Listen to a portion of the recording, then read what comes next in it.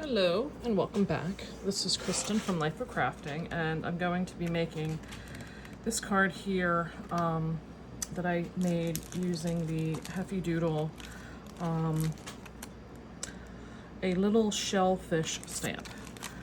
I indicated previously that I wanted to do some nautical stuff, and I loved this stamp because I liked it had some really fun beach things and summery things.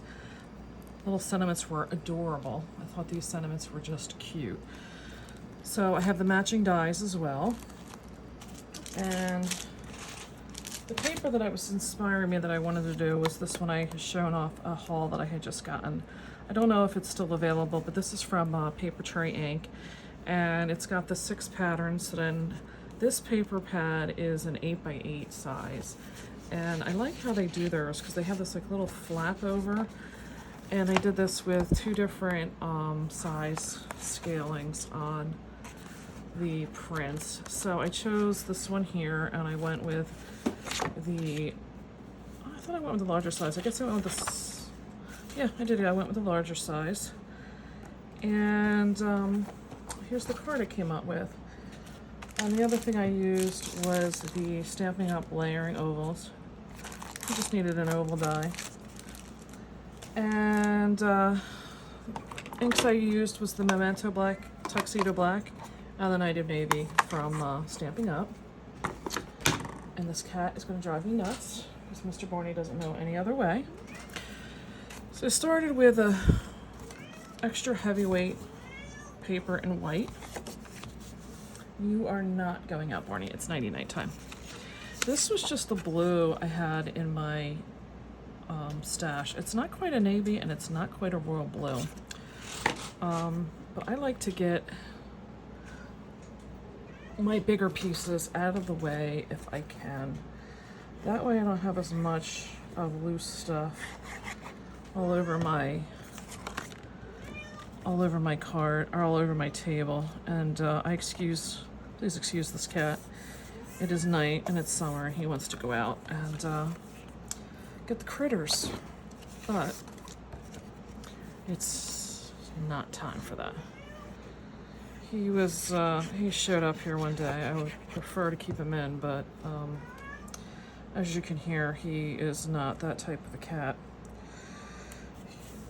Whoever had him before must have traumatized him because he doesn't like being locked up into anything.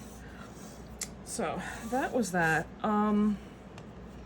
I pulled this out of my scrap, and I did a video previous of how I keep my scraps, and I also did a second video on my cardstock storage, and I mentioned in that how I think of things in rainbow, and so I have my various scraps that do not belong to a specific paper family in here, and I think I'm gonna change this red around.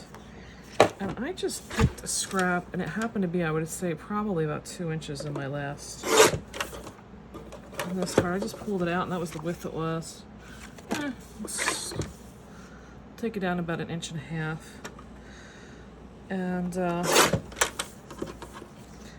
like to do it the full length over. I feel like it draws your eye to the full width of the card by doing that. So I'm gonna put that on there, and I felt like it needed something else, and I got the idea because there's a lot of different like nautical flags and stuff out there, and I watch a YouTube channel called Adventures with Purpose, and if you haven't watched them, they are phenomenal. They're just a movement that's happening across the U.S. right now, and just a phenomenal video. So if you're looking for something to just tune into one night and kind of veg out, Adventures with Purpose, and then they have multiple people that work with them who also have their own channels. So I highly recommend tuning in. Having said that, they have a scuba diving flag that they use for their emblem, and it made me think of what I could do with this border. And I just took, I always keep my white, I keep some white scraps. I don't try to keep a ton because, I mean, we'll never get rid of them, would we? But anyway, I keep a few in case I need like a tag or something like that. And I just cut off the slimmest little piece and just put it across the center because I felt like it reminded me of the different flags, like I said, you see with sailing and things like that. Again, it probably has absolutely no meaning, but hey, it's a card. Does everything have to have meaning when it's a card? So I like I said, I like to get this done, and this gets this off of my table and out of the way. Now, I've explained before, I am not in any way a person that knows how to color. I am like the most novice of person. This is probably like my third time ever using, maybe four, ever using any kind of oxide inks and stuff. So when I first did it, I went and I used some gathered twigs on the bottom here, and I did the oxide inks above. But you know what? The colors didn't match what I have for Copics, so I went back and did my Copics over top of it. Again, probably not a good idea, but again, who am I to know? I just try to go a little darker and then a little lighter up top. And I'm gonna just push some brown down there just to have it, because it does show up between here, and surprisingly, you know, these brushes will hold the ink. I mean, look at this, I'm not even having to re-ink, although I will, just to kind of blend in here. And there's no rhyme or reason, there's no science to any of this. And that is all I did for that. Like I said, nothing fancy. I am so new to this, it's not even funny. So I started with my crayfish. And I had a really tough time with him because I was trying to keep it, because, you know, crayfish to me were red. It was like, how am I going to do him? So I wound up doing the underbelly with my R32, which actually says it's peach. This does not look peach to me in any way. So I did his underbelly in the peach, a little bit over the bottom of his face. I then did just some outlining in this R46.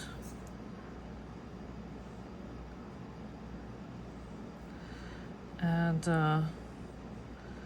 like I said, I am so not a person that was creative in drawing or coloring or anything. It's funny because my son is very artistic. My husband is very artistic. His whole side of the family is very artistic in the drawing. I'm just artistic in other ways, decorating my house, you know, making, I'm a person that can copy very well, which I guess is why, to me, I like the papers more, because I don't have to sit and create with the color scheme. R24 is then when I, oh wait, I always forget that if you look for the band, that gives you the brush tip. And just blend it. And yeah, to me, coloring is a lot, because you got to really think about the shading and all that. Like, my son will sit and do all those like adult coloring books, and he will even like modify some of that. It's amazing to me what he does. Which doesn't surprise me that he wants to go to college to be an architect, because he's so geared to those two things, between math and artistic. He has a good blend. So I got all that blended, and then I just kind of very lightly went over some of this underbelly with that. So by now I have like 2 layers of the, what is this, R24, to kind of blend in with that darker one, and then this just gives me a little bit of a lighter one to blend in. So that was how I got him lighter, like that. So he is done. And that was the 3 colors I used for that. Then, to me, shovels were always yellow.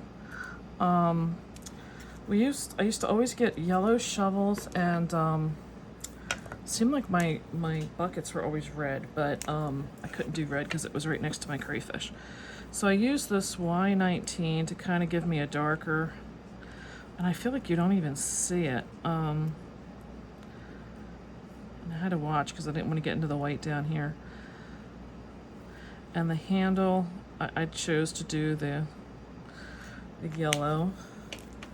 And then I used this Y08 for the like the main color. I really have no yellows, I found. I have to go do some shopping at some point. Like I said, I was buying these when you could do the 40% off coupons at Hobby Lobby, but they stopped that a little over a year ago. Do you see why I call this cat Trouble and Brat? Oh. So then, so the shovel's done. So now we've got 2 pieces done. This isn't gonna take very long. The bucket I did in the B02, and I used very little bit of the 000.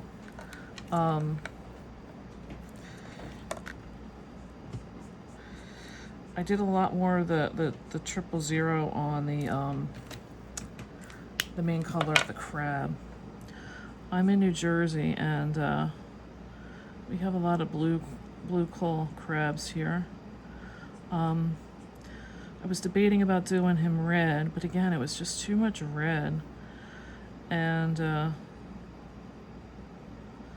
I said, I kind of wanted to break it up. Trying to flick this blue in over the, but no. Matter of fact, we're just going, this is all going to be one color. It's just, I can't get, I was trying to leave it so you could see that, but it's not happening. So there we go. Our bucket is done. Then, and I don't know if I showed that BO2. Then the crab, I used the BO2 to just give me some of the dark pieces. The main part of the crab is the double, or whatever it is, 000. I'm not saying it probably right, but whatever. You get the point, right? I'm like having to concentrate because, like I said, I'm not good with this. Sorry if I'm not talking that much, but yeah. I'm trying to concentrate so I don't go out of the lines because, you know, I don't really know what I'm doing. So I had to keep laying on color to kind of get this to blend because I don't have a lot of the B colors either. Like I found, like there's a whole gap of colors, but I think he still came out cute. Then we're left with the sandcastle. What were these, like sand molds or something? I forget what we call them. I don't remember what I used E000 for. I must, maybe when I get through it, we'll say. I used the E13 light suntan. Doesn't that sound like it should be right? To do the outside of the sand here. And the inside of there. I wouldn't know what to use for the glazing here, basically. And one of the things I've learned is just to get this down. I'm not really good with trying to figure out shading and stuff. And I figured, you know what? People will get the point of the card. I don't think people look at it and scrutinize. Maybe if they're a person who's artistic or card making themselves. But I would stress so much that I don't know how to color that I wouldn't do it. And I'm never going to get any better if I can't figure out how to do it. So I'm just doing it. I learned that through having our own business, that if I sit and I stress about everything, I'm never going to get anything done. So make a decision, move on, and correct. That was the life lessons I've had to get. And sometimes you're right, and you hope that most of the time you're right. Then I used E11. I guess it's supposed to be 1-1. And I used that to just kind of blend in. And I'll be honest, I didn't have that many of these colors that were in like the sequence that I felt like I could get a good blend. The first couple of ones I did, really, that the colors were so different. There is a science behind the way they number their stuff, and I've had to Google it. And it's supposed to be like the saturation of gray in there changes like the saturation to the color. And yeah, I've had to learn a little bit about that, but I'm still not in any way, like I said, a professional at this. This is probably about my 6th project I've done with any like major coloring that wasn't just like adding to the cheeks or something. So yeah, like I said, and I kind of felt like that was enough. But we'll go back in and I'll just add some on the shading on like what should be like the where they'll be like locked together. Just to kind of give it a little bit more shadowing. And I don't even know which ones are going to go where yet, so I'm just doing them all, and I figure, you know what? It's whatever. If there's anything in life you'll learn about me, is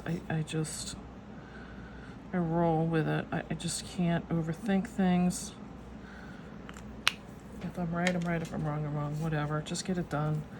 The Y21 is what I used for the like icing up here, because again, I don't know what it would be, but I figured it was kind of in an earth tony color, so there you go. And I tried to do I used this BG13 or 1-3 for that, but I don't know that you really see too much of it. And then I went back with the Y06 for the flame, so I just wanted the flame to be a little bit to stick out. And I'll be honest, I don't know what I used the E000 for, but I did tell you that I went back over. And I did it afterwards, but I'll do it now. I went back over with this to kind of lay down some color to match the sand, because it just did not, it did not go at all. Should have showed you at the beginning. So at least if I lay some of this color down, again, I don't know that you're really supposed to do this over oxide ink, but you know what? I really, again, I told you, I just roll with stuff.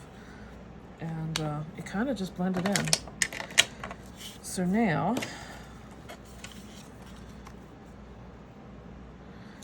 glue that on there. And I left my glitter art glue sit too long, apparently. Now it's all stuffed up. Always the way. And believe it or not, we are getting close to being done here. So glue that on. Got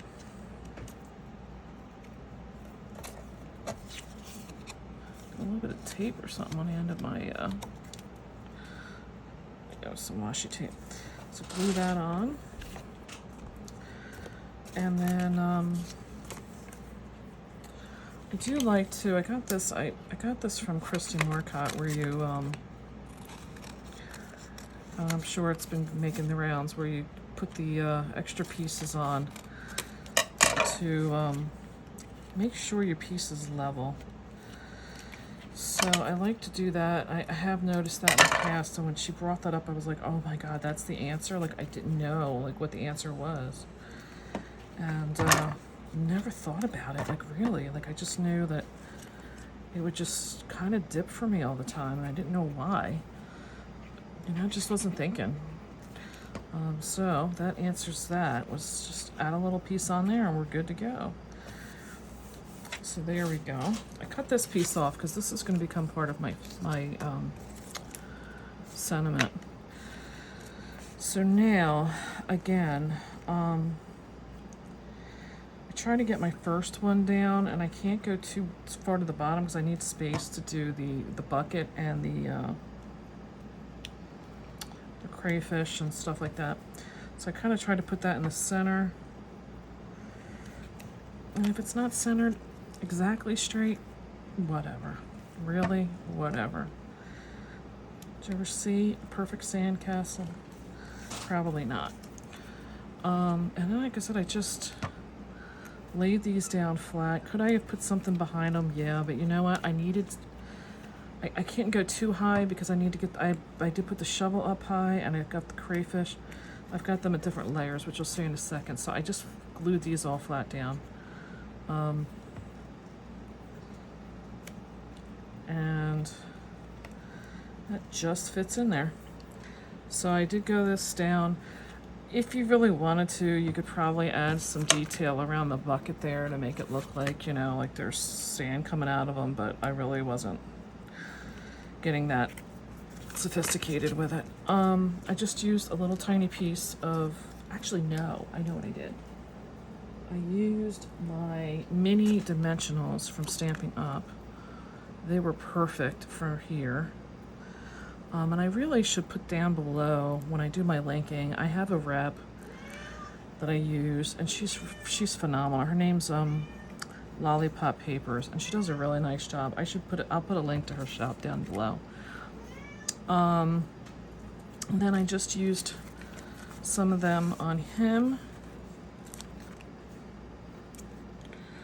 Yeah, Lori was it's Lori Pinto that does the Lollipop Papers, and she was the one. I have a video where I showed that I went in the end of April with a friend of mine, and we did a card class weekend. She's also the one that gave me a lot of the ideas for the gingerbread papers that I had. You are just relentless. It's not happening.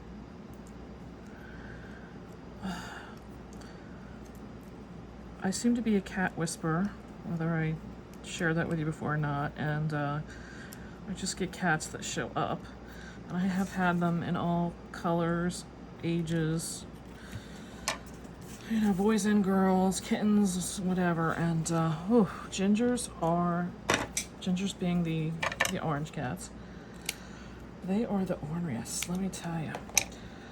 So for the crab, I just did 2 small pieces of scraps because I wanted a little bit more dimension, and if I didn't do the 2, because it's coming off of the, actually I think I did 1, no, this will be fine. I wanted it off the side, and if you didn't do 2, he was going to be like not flat across. So there we go. Did I tell you what brought my cat is?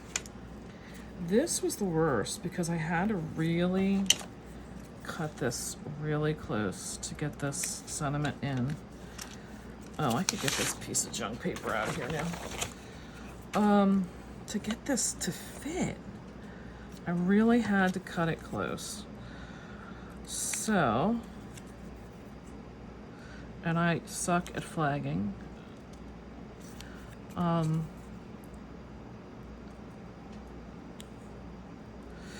Yeah, I always can never figure out the halfway. And I left this like this because I want to make sure I get the right width, the right length, all that stuff.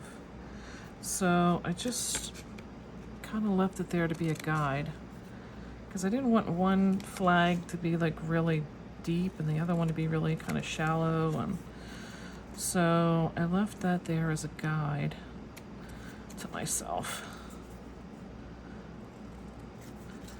I'm getting better though. And then I just glued. Yeah, if my glue wanted to cooperate. I'm telling you, I love this glue, but you just can't let it sit without the whatchamacallit in it. Oh, And my pin is so, can you see this pin? It is so, I did get some replacements at Hobby Lobby in that fabric aisle. I was like, I had to get replacements because I've pulled the pin head off the top. I've done all kinds of funky stuff with it. It was funky, okay? Yeah, and I still, like, the flagging just doesn't look the best. And, yeah. Okay.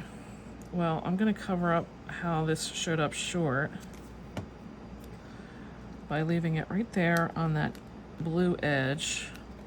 And I probably should have popped it up with some, let me pop it up with some dimensionals.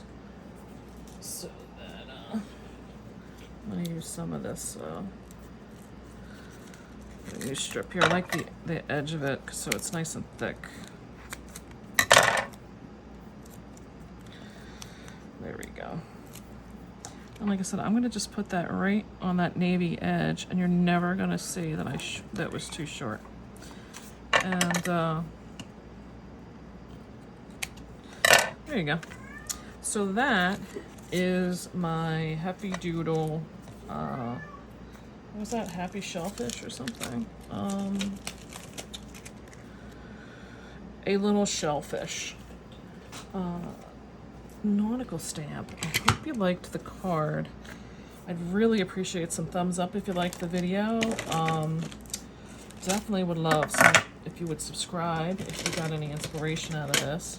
Sorry, I'm like already cleaning up because I'm just that kind of person. I can't stand clutter. I can't stand, you know. Yeah.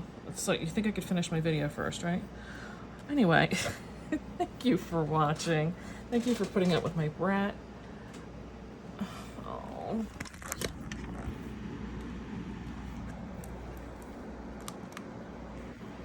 I don't even know where this stopped at. So I'm gonna have to go back and watch. I hope this took enough video that it showed everything. I don't even know how to edit. I'm still gonna have to learn that. So I appreciate your time and watching. Thank you very much. Bye.